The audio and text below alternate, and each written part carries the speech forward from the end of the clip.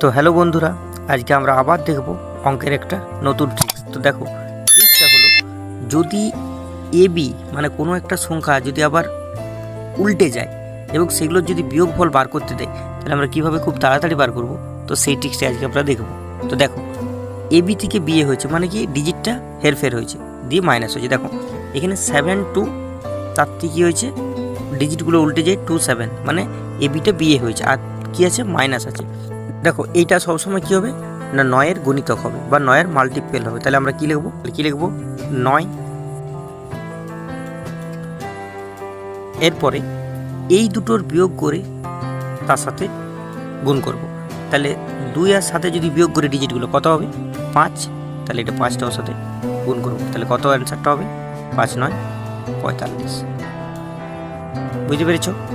পরেরটা দেখো, 41 থেকে কী হয়েছে 14। 41 থেকে কী হয়েছে 14, মানে ডিজিটটা উল্টে গেছে। তাহলে এটাকে আমরা কী করে করবো, সেম 9 দ্বারা মাল্টিপল হবে, ঠিক আছে।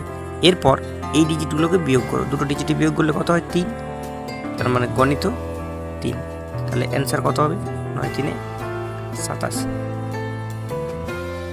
ঠিক আছে, আশা করি বুঝতে পেরেছো। যদি বুঝতে পেরেছো তাহলে এইটার অ্যান্সারটা করে কমেন্টে উত্তরটা জানিয়ে।